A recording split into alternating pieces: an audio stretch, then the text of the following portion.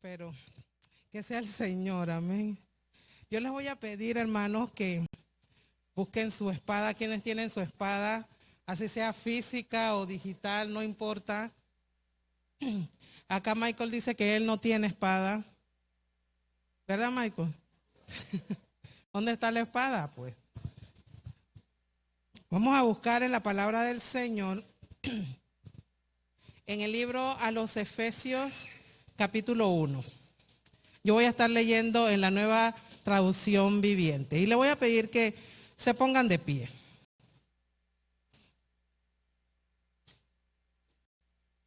Recuerden, hermanos, que estamos haciendo una serie sobre los propósitos de la iglesia. Amén. Lo tenemos, capítulo 1 del versículo 19. Me dan un poderoso amén cuando ya lo tienen. Amén. Dice la palabra del Señor en el nombre del Padre, el Hijo y del Espíritu Santo. También pido en oración que entiendan la increíble grandeza del poder de Dios para nosotros, los que creemos en Él. Es el mismo gran poder que levantó a Cristo de los muertos y lo sentó en el lugar de honor, a la derecha de Dios, en los lugares celestiales. Ahora Cristo está muy por encima de todo, sean gobernantes o autoridades, o poderes o dominios o cualquier otra cosa. No solo en este mundo, sino también en el mundo que vendrá. Dios ha puesto todo bajo la autoridad de Cristo, a quien hizo cabeza de todas las cosas para beneficio de la iglesia. Y la iglesia es el cuerpo de Cristo. Repita eso. La iglesia es el cuerpo de Cristo.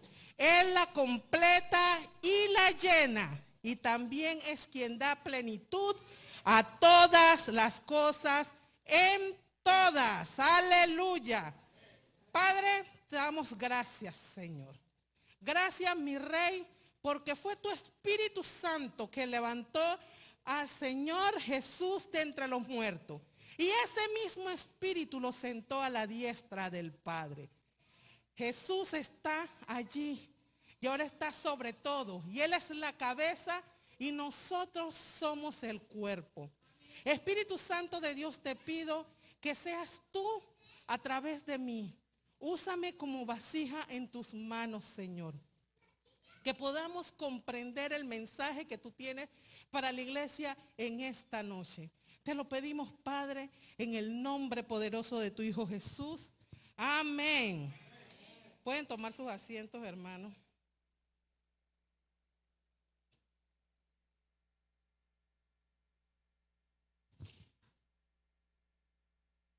Yo le puse a este mensaje: somos el cuerpo de Cristo. ¿Cómo se llama el mensaje? Somos el cuerpo de Cristo. Este pasaje que acabamos de leer está en la carta a los Efesios, que fue una carta escrita por el apóstol Pablo, ¿verdad? Y este mensaje, esta porción, es una oración que el apóstol Pablo estaba haciendo a favor de los efesios. Y él aquí le está pidiendo al Señor que abra su entendimiento y que le dé sabiduría para que puedan entender el poder del Espíritu Santo. Que el Espíritu Santo fue quien levantó a Cristo. Que el Espíritu Santo fue quien puso a Cristo a sentar al lado del Padre. Y que el Padre le dio autoridad al Hijo sobre toda cosa. Aleluya. Dice sobre principados, sobre gobernantes. Y ahora viene la parte que nos corresponde a nosotros. Porque Cristo es la cabeza y nosotros somos el cuerpo. Aleluya. Y nosotros, como el cuerpo de Cristo, necesitamos aprender ¿Cuál es nuestro propósito? ¿Qué necesitamos para que Cristo, que es la cabeza, pueda cumplir con el propósito aquí en la tierra? Y en eso es que nos vamos a enfocar en el mensaje de hoy. Nosotros somos la iglesia, el cuerpo de Cristo, y como cuerpo de Cristo tenemos propósitos. Vamos a ver propósitos generales del cuerpo de Cristo. Y lo primero que les quiero mencionar, tomando en consideración esa oración que hizo Pablo, ¿verdad? Que nosotros tomamos esa oración para nosotros. Que el Señor abra nuestro entendimiento y que nos ilumine, nos dé sabiduría para comprender. Basado en esa oración y también basado en la doctrina número 10 de las asambleas de Dios. Ustedes sabemos que nosotros pertenecemos a las asambleas de Dios y hay 16 doctrinas que como asociación profesamos. Eso no quiere decir que esas son las únicas doctrinas que hay en la Biblia. La Biblia está llena de enseñanzas y de doctrinas. Pero estas 16 doctrinas es el fundamento de nuestra fe salvadora. Nosotros creemos que la Biblia establece estas cosas como parte de lo que nosotros tenemos que creer para ser salvos. Y la doctrina número 10 habla de la iglesia y su misión. Que Jesús fundó la iglesia con un propósito. Y ese propósito es cumplir la misión de Dios. Entonces, el primer propósito que yo les voy a hablar en esta noche es la universalidad. Apunte ahí. Universalidad. ¿Qué quiere decir esto? Que la iglesia es universal. Y nuestros hermanos católicos, en su momento, así es que lo querían establecer. La palabra católico es una transliteración del griego, que es católico, que quiere decir universal. Amén. Entonces, el primero que mencionó esa palabra católico fue un padre de la historia que se llamaba Ignacio de Antioquía. Era de la iglesia de Antioquía, ¿verdad? En la cual él quería establecer a los seguidores de Cristo, que ya habían muerto los apóstoles, tratados en el segundo siglo, ¿verdad? Después de Cristo, y ya los apóstoles y Pablo, todo el mundo ya había muerto, pero la iglesia obviamente seguía en avanzada. Y él quiso establecer este principio de universalidad y entonces llamó a la iglesia católica. Amén. Entonces, el principio de universalidad, ¿qué quiere decir? Realmente, ¿qué quiere decir eso? Que nosotros como iglesia somos un ente, un cuerpo que involucra a toda raza, a todo pueblo, a toda lengua y a toda nación. Esa es la iglesia de Cristo. Amén. No está sujeta a un grupo de personas, así como lo veríamos al principio, que eran los judíos convertidos. Luego, cuando Pablo empieza a llevar el evangelio a través de los diferentes viajes que él hace, entonces todos los gentiles que se fueron convirtiendo. Y luego también cuando la iglesia comienza a sufrir persecución, dice que se van dispersando por diferentes lugares. Y obviamente entonces en el mundo conocido en ese momento, los cristianos se fueron regando, ¿verdad? Entonces todas las naciones, toda lengua, toda raza, ¿verdad?, que acepta al Señor a Jesús como su Señor y Salvador, entonces viene a formar parte de ese cuerpo. Amén. Entonces, en eso consiste la universalidad de la iglesia. Esta iglesia que está incluida en toda raza, toda lengua, toda nación, tiene que basar todo en la sana doctrina. ¿Y qué es la sana doctrina? Todo aquello que la Biblia nos indica que debemos hacer o que debemos dejar de hacer. No más allá de. Todo verdadero miembro del cuerpo de Cristo tiene que entender que la guía de conducción del cristiano es lo que dice la Biblia. Sin embargo, no podemos irnos entonces tampoco al otro extremo, en la cual yo quiero hacer una doctrina de un versículo. Un versículo dice esto, y entonces la Biblia dice tal y tal cosa. No, hermanos, eso tampoco es correcto. ¿Por qué? Porque la Biblia tiene armonía. ¿Qué quiere decir eso? Que la Biblia a lo largo del Antiguo y el Nuevo Testamento se complementa. Nosotros no podemos señalar una enseñanza solamente en un versículo, porque la enseñanza va a venir desde el Antiguo Testamento hasta el Nuevo Testamento y viceversa.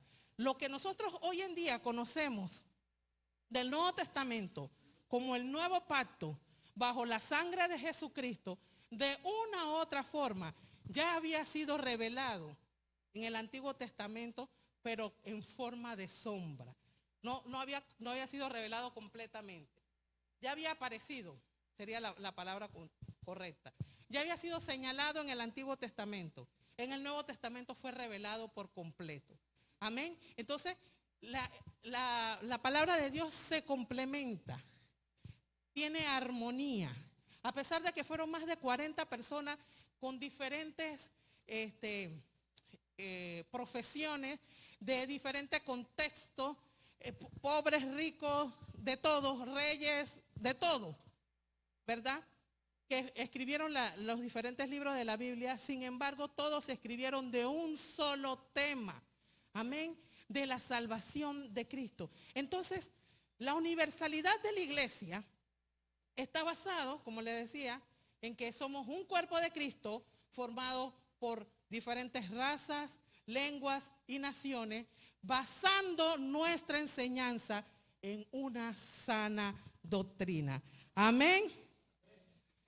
Lo segundo, el cuerpo de Cristo. ¿Quiénes son parte del cuerpo de Cristo? Amén. Lo segundo, el cuerpo de Cristo debe cuidar la verdad. Cuidar la verdad. Dice primera Timoteo capítulo 3, versículo 15. Para que si tardo sepas cómo debes conducirte en la casa de Dios, que es la iglesia del Dios viviente, columna y baluarte de la verdad. Aleluya. Y Pablo diciéndole al Timoteo, ¿qué debe hacer? ¿Cómo debe conducirse? Y ahí le explica cuál es el papel de la iglesia. Dice, columna y baluarte de la verdad. Baluarte. ¿Quiénes saben qué es baluarte? Honestamente. Alcen la mano. Usted sí sabe, hermano, ¿qué es baluarte? Yo les decía el sábado a los jóvenes que nosotros estamos tan acostumbrados de leer de la Reina Valera, que hay palabras que ya sabemos qué quiere decir, pero si te preguntan qué significa, tú como que no sabes cómo explicarlo, pero tú sí sabes qué quiere decir. Amén, esa es nuestra versión en la que crecimos, en la que nos convertimos. Aleluya. Baluarte quiere decir protección. Es como una compresa, un muro de retención. Aquí los constructores saben de eso, ¿no? Un muro de retención que quiere decir que no importa lo que haya del otro lado, no va a haber manera de que ese muro se caiga y que penetre. Entonces la iglesia es un muro de contención de la verdad.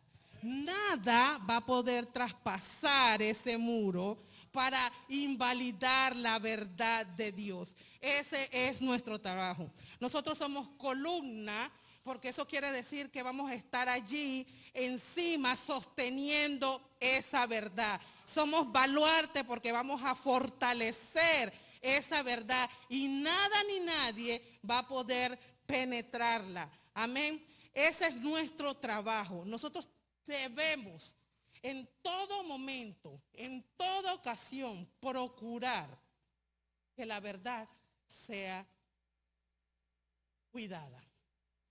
Bajo toda circunstancia. Es la verdad. Porque la palabra de Dios no es que algunas cosas sí y otras cosas no. No, hermano, es toda. Toda es la verdad. Tal cual Dios nos lo ha ido revelando. Y nosotros como el cuerpo de Cristo debemos procurar proteger esa verdad. Dice, como en los tiempos antiguos, ¿qué cantidad de cristianos no murieron martirizados defendiendo esa verdad? La mayoría de los apóstoles fueron crucificados, fueron guillotinados. En el Antiguo Testamento dice que Isaías fue aserrado, ¿verdad? ¿Y cuántas personas no murieron de manera tan feas, tan desagradables? ¿Pero por qué? Defendiendo esa verdad. Y hermano, y eso no quiere decir que nosotros hoy en día tenemos que ir a que nos maten, así literalmente, por la verdad de Cristo. Aunque hay muchos hoy en día que ponen su vida en peligro por la verdad de Cristo. Hay muchos. Pero lo que sí nos corresponde a nosotros en este contexto donde nosotros estamos, porque la verdad es que aquí en Panamá, hasta ahora, hasta este momento, nosotros no sufrimos persecución de muerte por la verdad. Pero no sabemos si en un par de años pueda llegar a pasar. Entonces nosotros tenemos que estar claros que hay un precio que hay que pagar. Hay un precio que hay que pagar. Dígame, hermano, hay un precio que hay que pagar. Y en algunas ocasiones ese precio que hay que pagar no involucra la muerte física, pero sí la muerte a mi yo, a las cosas que yo quiero, a las cosas que a mí me hacen sentir cómoda, ¿verdad? A esas cosas yo tengo que aprender a morir por la verdad de Cristo. En estos tiempos que se habla tanto del matrimonio igualitario y todo eso, ese tema en particular nos va a obligar a nosotros a morir al yo. ¿Por qué? Porque no podemos ser tolerantes de eso. No podemos. Porque lo que es pecado es pecado. No importa si las leyes de los diferentes países lo permiten, si lo legalizan. Algo que sea legalizado no deja de ser pecado. Amén. Entonces, cuando estamos en medio de ese contexto, nosotros tenemos que entender que así sea que, digamos, aquí en Panamá se llegue a legalizar un matrimonio igualitario, yo tengo que defender mi posición. Yo no tengo por qué aceptarlo porque la Biblia dice así. Amén. Y va a llegar ese momento, hermanos, y en otros países ya ha ocurrido. Ya han ocurrido situaciones así. Le cuento manera de ilustración. Yo no sé si ustedes de repente habrán escuchado hace un par de años atrás, un cristiano en los Estados Unidos, no recuerdo el estado ahorita mismo, él tiene una compañía de decoración de dulces y es muy conocida. Y vino una pareja de homosexuales pidiéndole que él le hiciera todos los dulces y la decoración de los dulces para su matrimonio. Y él se negó. Y debido a que él se negó, lo demandaron. Y esa demanda duró aproximadamente como 3 o 4 años. Al final, gloria a Dios, ganó la demanda. Pero, ¿qué decían los homosexuales? Decían que él estaba obligado a hacerlo porque él lo estaba discriminando. Y él estaba diciendo, no, yo no te estoy discriminando. Es más, ustedes son libres de hacer con su vida lo que a ustedes mejor les parezca. Yo lo que estoy diciendo es que yo no creo en eso. Y como yo no creo en eso, yo no voy a utilizar mis instrumentos o lo que representa mi marca para soportar eso, para darle respaldo a esa actividad. Porque entonces su marca iba a aparecer en la celebración, en la boda, en todo esto. Y él decía, no, o sea, yo no puedo estar vinculado con esto. Y ustedes tienen que respetar mi posición. Y en esa línea fue realmente por la cual él pudo ganar. No porque ellos consideraban que estuviera mal, sino porque él defendió su línea. Esta es mi línea, esto es lo que yo represento. Y yo no quiero verme involucrado con algo que vaya en contra de lo que yo pienso. Amén. Y nosotros probablemente vamos a estar en situaciones como esa, en la que yo voy a tener que decidir sí o no el sustento de mi casa. Yo no quiero ni siquiera imaginarme cuánta plata habrán gastado en todo eso. Al final, gloria a Dios, el Señor lo respaldó y él ganó la demanda. Pero en medio de todo eso, ¿cómo pudo haber sido afectado su casa, su familia, su negocio por defender la verdad? ¿Estamos dispuestos a hacer eso, hermano? ¿Estamos dispuestos a hacer eso? Entonces, cada quien tiene un contexto diferente y no nos tocará las mismas cosas, pero las situaciones específicas en las cuales yo tengo que defender la verdad de Cristo, a su momento a cada uno nos va a tocar. Y nosotros tenemos que identificar ese momento y saber reaccionar correctamente como cuerpo de Cristo. Amén. Lo tercero, lo primero que les dije que era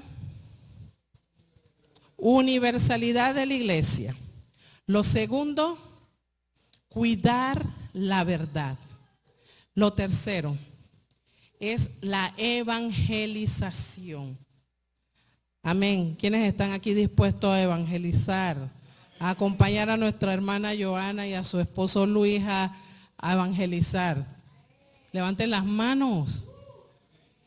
Yo le digo a la hermana Joana que eso a mí no se me da muy bien. El Señor a mí no me llamó específicamente a evangelizar, sino a enseñar. Pero a todos nos llamó a llevar las buenas nuevas. A todos, hermanos, todos. No el ministerio de evangelismo. A todos. ¿Quiénes son el cuerpo de Cristo aquí? Entonces, todo el que es cuerpo de Cristo ha sido llamado a llevar el evangelio. Así que usted aplauda, pero también apúntese en la lista que el próximo sábado hay evangelismo a las 2 de la tarde. ¿Y los amenes? ¿Se acabaron los amenes? Próximo sábado, 2 de la tarde. Amén. Hermanos, todos hemos sido llamados a hacer, y todo el mundo dice, hacer la gran comisión. Aleluya. Y si usted le pregunta, ¿cuál es la gran comisión? ¿Cuál es la gran comisión? Alguien que me lo diga a todo pulmón. No escucho. Id y haced discípulos. Todos sabemos ese pasaje en Mateo 28. Yo lo puse aquí desde el 18. Desde el 18 al 20. Dice, y Jesús se acercó y les habló diciendo, toda potestad me es dada en el cielo y en la tierra. Por eso nosotros podemos ir a ser discípulos.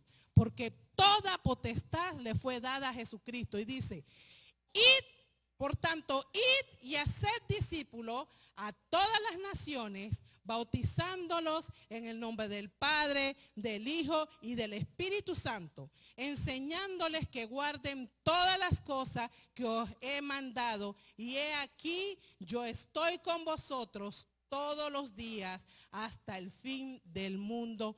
Amén. Esto tiene Una promesa tan, pero tan poderosa. Ahí el Señor nos está diciendo que Él va a estar con nosotros todos los días del mundo, hasta el fin del mundo. Amén. Así sea. No, así es.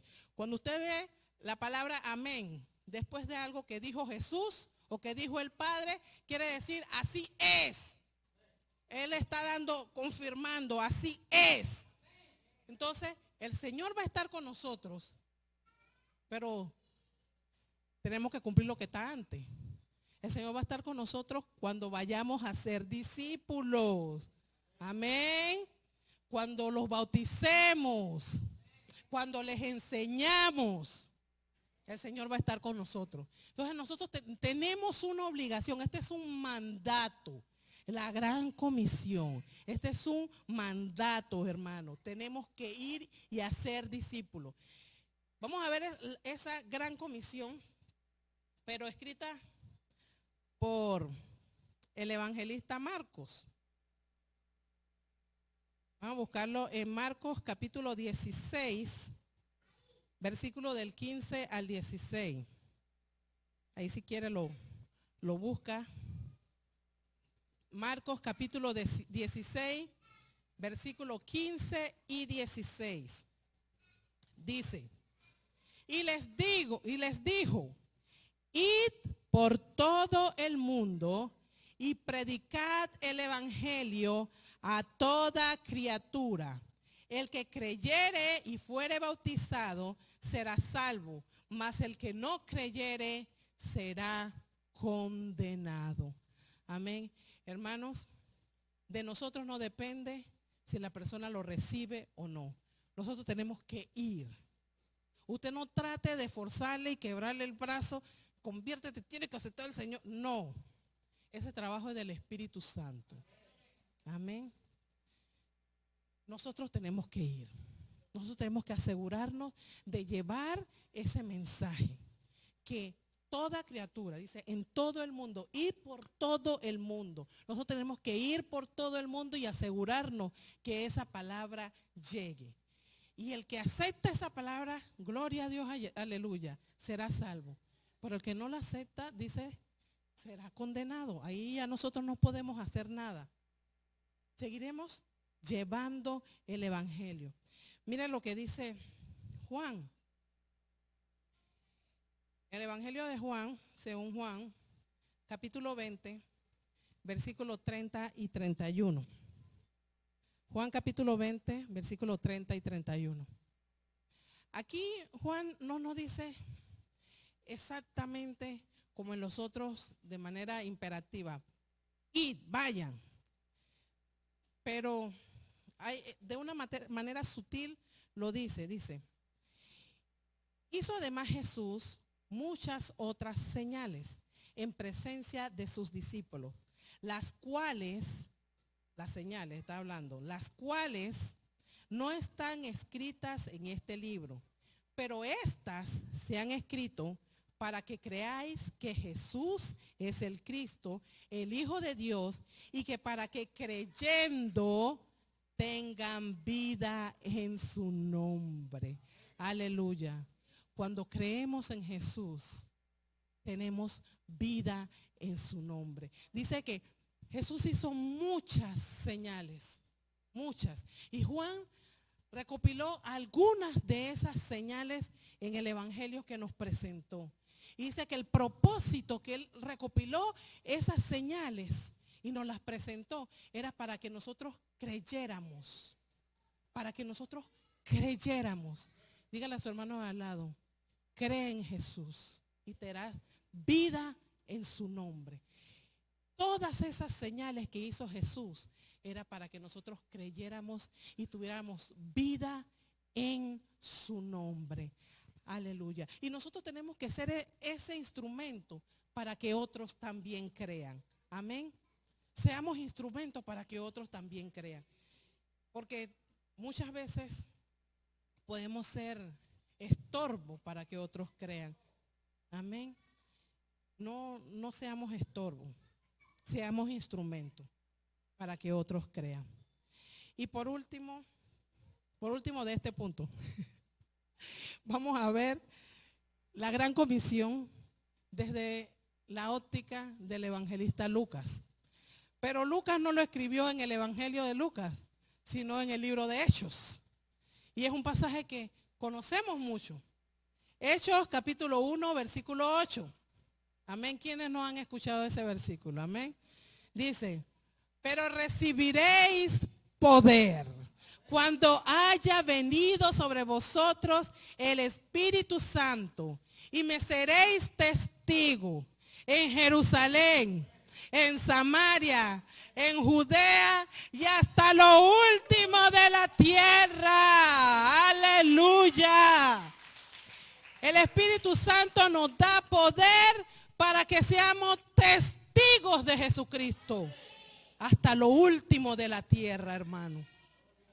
Nosotros somos el cuerpo de Cristo, con el propósito de llevar ese evangelio, de revestirnos de poder de lo alto, que sea el Espíritu Santo quien esté en nosotros, para que entonces nosotros podamos ser testigos de Jesucristo y llevar ese evangelio. Amén. Y ahora sí, el último punto, el último propósito. El primero les dije que era la universalidad de la iglesia. El segundo, que teníamos que cuidar la verdad. El tercero, que teníamos que evangelizar, la evangelización. Y el cuarto punto, tenemos que edificar el cuerpo de Cristo.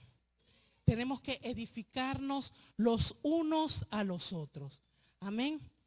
Y vamos a el libro de los Efesios, a los Efesios capítulo 4, versículo del 11 al 13, donde el Señor Jesús da los dones para el ministerio.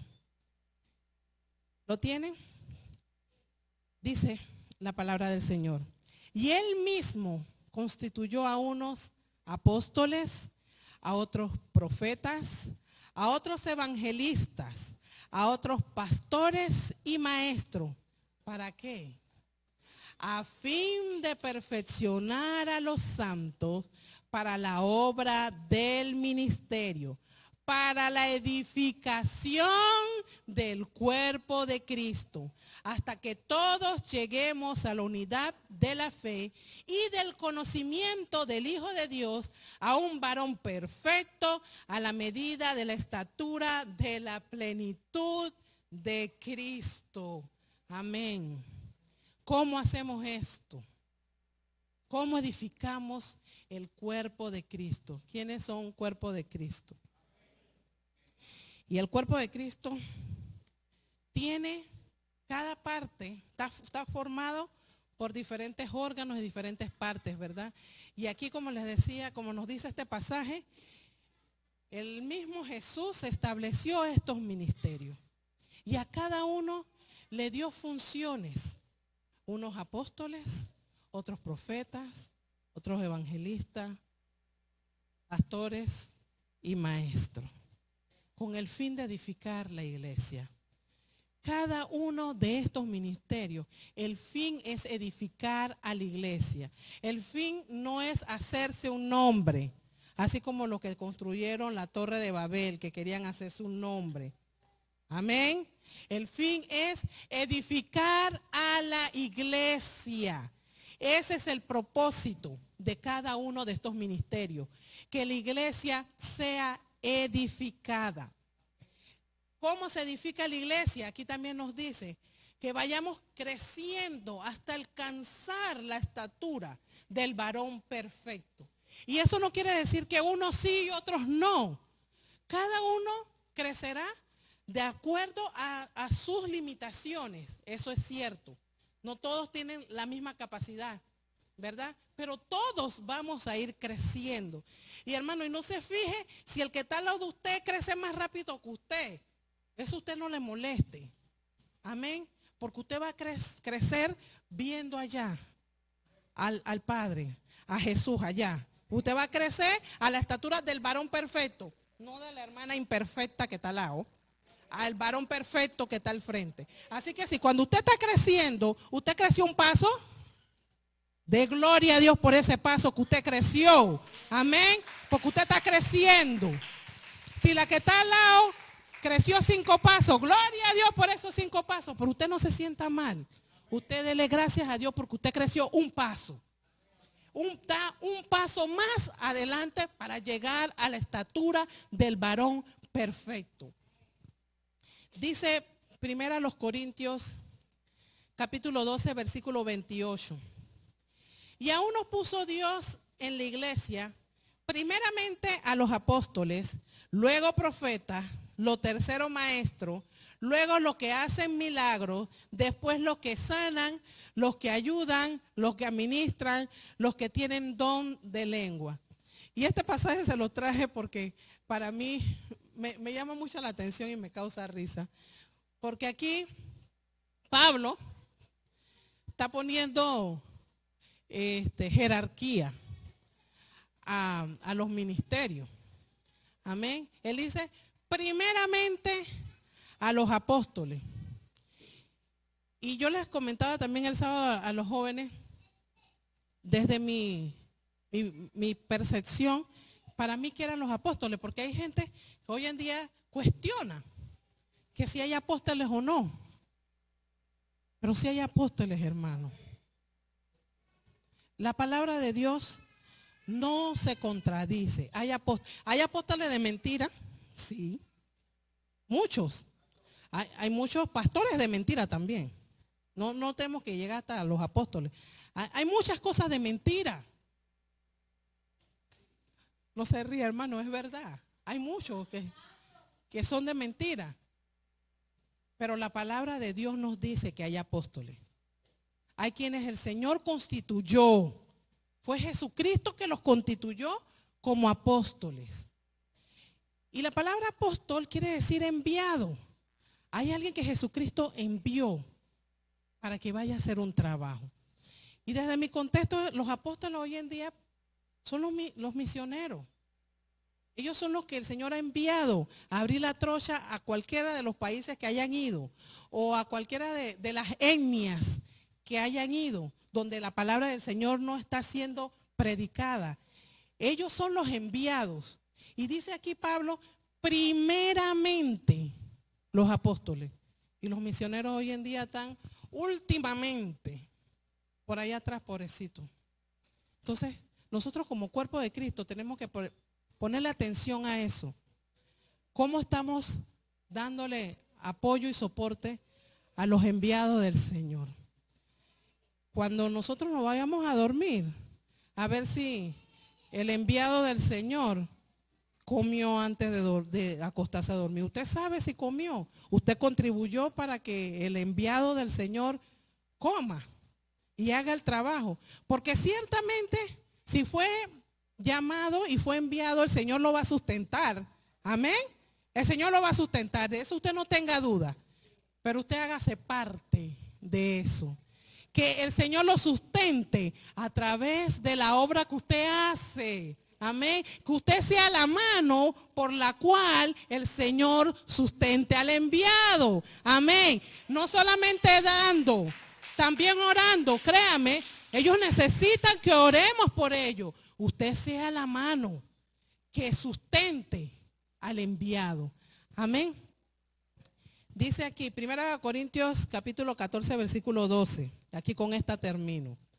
Así también vosotros, pues que anheláis dones espirituales, procurar abundar en ellos para la edificación de la iglesia. Voy a pedir que se pongan sobre sus pies, se pongan de pie. Procuren los dones espirituales, hermano. Porque los dones espirituales son dados también para la edificación de la iglesia. Con los dones se edifica la iglesia. Cuando hay don de palabra, la iglesia aprende y crece. Cuando hay don de profecía, la iglesia escucha la palabra de Dios y se corrige. Cuando hay don de enseñanza, la iglesia también aprende y crece. Todos esos dones, cuando hay dones de milagros, aquellas personas que son muy incrédulas, que no quieren hacer, porque si no ven, no creen. Hay muchos que son así hoy en día. Pero cuando el Señor se revela a través de milagros poderosos, la iglesia crece. Amén. Entonces, usted procure esos dones. Procure los dones espirituales para que el cuerpo de Cristo también crezca.